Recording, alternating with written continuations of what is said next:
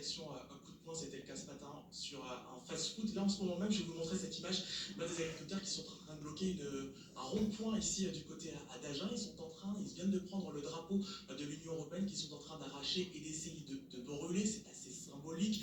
Ils luttent notamment ils veulent dénoncer la PAC, la politique agricole commune, ces agriculteurs qui, tout le long de la journée, n'ont pas cessé de mener ces actions à coups de poing pour faire entendre leurs revendications. Sono en Ils train n'hésitent pas, de c'est vrai, à destrozar la bandera de survoler la Comunidad Europea, véhicules en de la direct Comunidad sur Europea. BFM TV.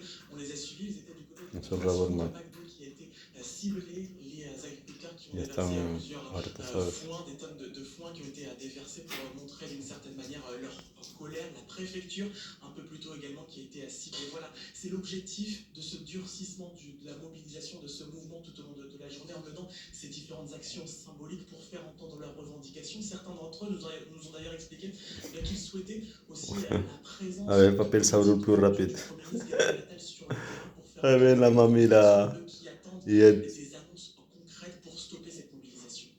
Naoufel El Kawafi du Regarde la côté mami. d'Agen.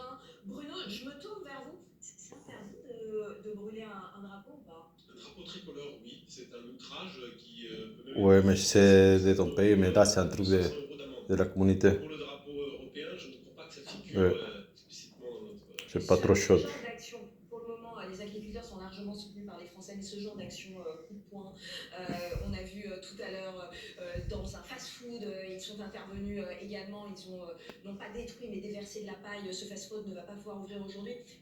Est-ce qu'il n'y a pas le risque pour les agriculteurs de se mettre une partie de la population à dos quand même, en allant trop loin?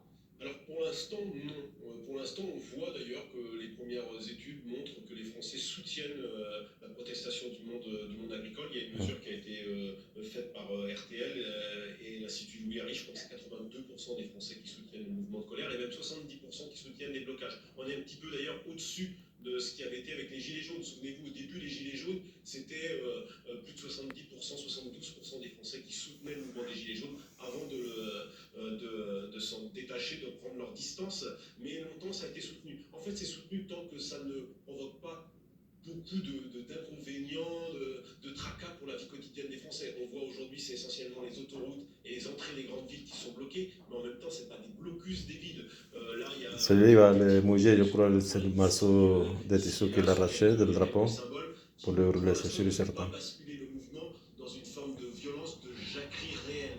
Ah, Ça ça commence reste à prendre le feu, regarde la fumée. assez mesuré et on voit bien aussi qu'ils veulent garder un peu le soutien des Français avec eux parce que s'ils n'avaient plus le soutien des Français, à ce moment-là, ça deviendrait beaucoup plus dur pour les agriculteurs Ça qui, pour roule là. l'instant, restent On ne les assez voit pas, populaires mais ils sont en au train de cœur fumer à l'intérieur. des habitants, même si beaucoup de Français ne connaissent rien des difficultés quotidiennes de cette profession extrêmement difficile.